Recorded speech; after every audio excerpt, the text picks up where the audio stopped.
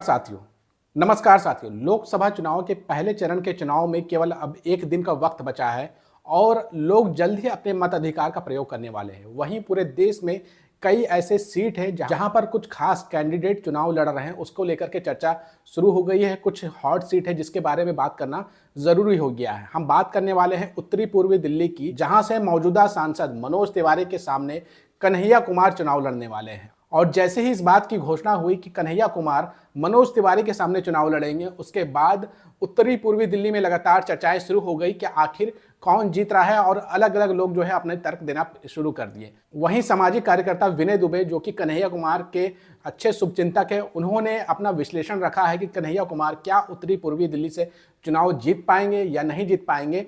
उसको लेकर के उन्होंने कुछ डाटा दिया है, कुछ अपने मत रखे हैं। उसी के बारे में आज हम अपने इस वीडियो में बात करेंगे। तो आपसे एक गुजारिश है कि आप इस वीडियो को आखिर तक जरूर देखिएगा, ताकि आपको समझ में आ सके कि विनय दुबे का आकलन क्या कहता है कन्हैया कुमार की जीत को लेकर के या फिर कन्हैया कुमार की हार को लेकर के। सबसे पहले हम आपको बता दें कि विनय दुबे ने कन्हैया कुमार का नाम का ऐलान जैसे ही मनोज तिवारी के सामने चुनाव लड़ने को लेकर के हो गया, उसके बाद विनय दुबे ने अपने ट्विटर हैंडल पर एक पोस्ट शेयर किया है और उसके बारे में लिखा है कन्हैया कुमार की स्थिति क्या रहने वाली है आने वाले लोकसभा चुनाव में। आप अपनी स्क्रीन पर ये स्क्रीनशॉट देखिए, जो कि विनय दुबे के ऑफिशियल ट्विटर हैंडल का है। विनय दुबे ने अपने एक्स हैंडल पर लिखा है, मेरा विश्लेषण पूरा पढ़ें, समझे तब ज्ञान दे। नॉर्थ ईस्ट दिल्ली से कन्हैया कुमार की राजनीतिक हत्या तय है। 2019 लोकसभा चुनाव के आंकड़े, कांग्रेस को कुल वोट जो मिले थे उस वक्त जो उम्मीदवार थी वो शीला दीक्षित थी, जो कि दिल्ली की 2 बार की मुख्यमंत्री भी रह चुकी हैं। वो चुनाव लड़ रही थी उत्तरी पूर्वी दिल्ली से और उनको कुल वोट मिले थे 4,21,697, जबकि आम आदमी पार्टी के कैंडिडेट को वोट मिला था 1,0856 वोट। 2024 लोकसभा कांग्रेस प्लस आम आदमी पार्टी के कुल मत को जोड़ दे तब होता है 6,12,553 वोट, जबकि भारतीय जनता पार्टी के जो उम्मीदवार है यानी कि मनोज तिवारी को 2019 में जो वोट मिला था वो वोट मिला था 7,87,799 वोट। इंडिया अलायंस का वोट कहा जाए, जो उस वक्त आम आदमी पार्टी और कांग्रेस अलग अलग चुनाव लड़ी थी लेकिन इस बार इकट्ठा लड़ रही है, तो 2019 के अगर आंकड़ों को अगर देखें तो उस आधार पर 6,12,553 वोट बन रहे हैं और कुल वोटों का जो अंतर है वो 1,75,246 वोट है। आगे विनय दुबे ने लिखा, 2024 लोकसभा ना कांग्रेस के पास पैसा है ना आम आदमी पार्टी के प्रमुख नेता चुनाव प्रचार में उपलब्ध हैं। अरविंद केजरीवाल, मनोज सिसोदिया वगैरह जेल में हैं। इस स्थिति में भाजपा पहले से ही 1.75 लाख वोट से लीड पर है। 2024 की अभी की स्थिति के हिसाब से इस बार यह अंतर और बढ़ेगा। यही कारण है भाजपा की करोड़ों रुपए का प्रचार तंत्र, टीवी चैनल की ब्रांडिंग, राम मंदिर, हिंदुत्व, ईडी, आईटी, सीबीआई और कन्हैया कुमार का जेएनयू वाला भारत व हिंदू विरोधी की छवि जो भारतीय जनता पार्टी ने बनाई थी। इसके बाद विनय दुबे कन्हैया कुमार को सलाह दे रहे हैं कि कन्हैया कुमार को बिहार के कहीं मजबूत सीट से चुनाव लड़ना चाहिए था, जैसे सीमांचल या फिर किशनगंज। आखिरी में विनय दुबे यही लिख रहे हैं कि भगवान करे मेरा यह जमीनी स्थिति के आंकड़े गलत निकले और कन्हैया भाई की आवाज़ सदन में सुनाई दे, मैं यही कामना कर रहा हूं। पर अभी के हालात देखकर कन्हैया कुमार भाई की राजनीतिक हत्या होती दिख रही है।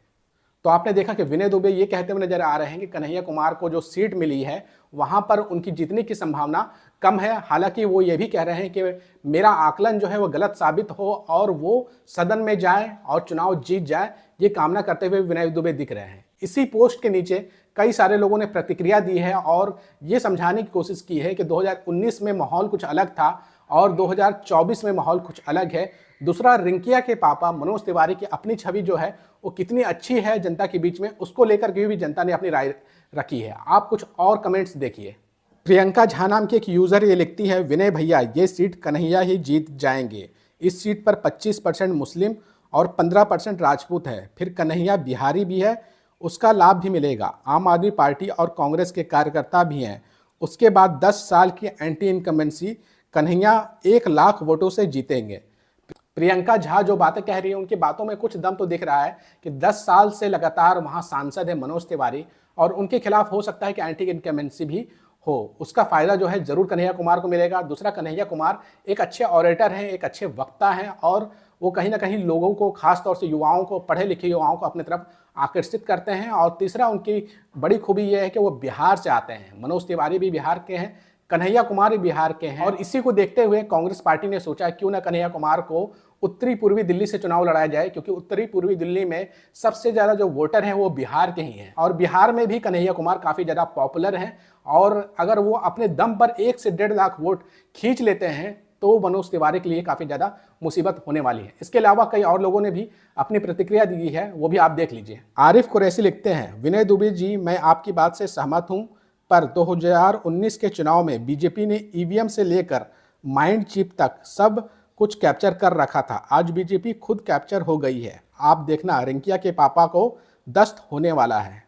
जबकि शशि शेखर झा लिखते हैं, दिल्ली यूनिवर्सिटी एनएसयूआई के प्रेसिडेंट इसी इलाके का है, कन्हैया एनएसयूआई के प्रेसिडेंट हैं और रात से ही यूथ कांग्रेस और एनएसयूआई के लोग इलाके में पहुंच गए हैं और घर घर जाना शुरू हो गया। जबकि लक्ष्मण चौधरी लिखते हैं, हमको लगता है आपका विश्लेषण गलत साबित होगा। जिस हिसाब से जनता का मन बदल रहा है उस हिसाब से कन्हैया कुमार को जीत पक्का है। वैसे भी हमने देखा है जिस पार्टी के नेता जेल गया उस पार्टी के वोट प्रतिशत बढ़ा है और जीत हुई है। इस बार बीजेपी के लुटिया डूबना तय है। जबकि पुनीत वर्धन नाम के एक यूज़र हैं, वो भी अपने कुछ आंकड़े लेकर के आए हैं और वो अपनी बातें कहते हुए दिख रहे हैं। वो कह रहे हैं, ये राजनीति है भैया, हमेशा एक जैसा नहीं होता।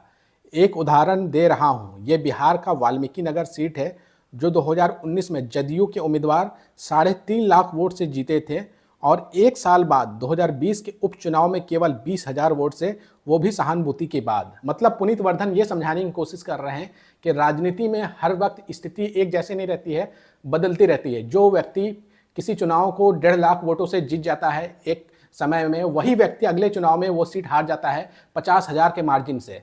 आप एग्जाम्पल के तौर पे अगर आपको देखना है तो आप अमेठी को भी देख सकते हैं कि राहुल गांधी ने 2014 में मोदी लहर में स्मृति ईरानी को हरा दिया था, लेकिन 2019 के चुनाव में वो खुद हार गए थे। तो राजनीतिक स्थिति एक जैसा नहीं रहती है और बदलते रहती है। तो हो सकता है कि कन्हैया कुमार जो है ये चुनाव जीत जाए और विनय दुबे भी यही चाह रहे हैं कन्हैया कुमार चुनाव जीत करके सदन में पहुंचे और विनय दुबे कन्हैया कुमार के शुभचिंतक हैं। आपको क्या लगता है, क्या कन्हैया कुमार जो है वो चुनाव जीत जाएंगे उत्तरी पूर्वी दिल्ली से, या फिर उनकी जीतने की संभावना कम है, मनोज तिवारी आसानी से जीत दर्ज करेंगे और बड़ी जीत दर्ज करेंगे, या फिर कन्हैया कुमार जो है वो धूल चटा देंगे मनोज तिवारी को? आपको जो भी लगता है कमेंट करके अपनी राय जरूर दीजिएगा। अगर आपको ये वीडियो पसंद आई है तो ज़्यादा से ज़्यादा शेयर करिएगा।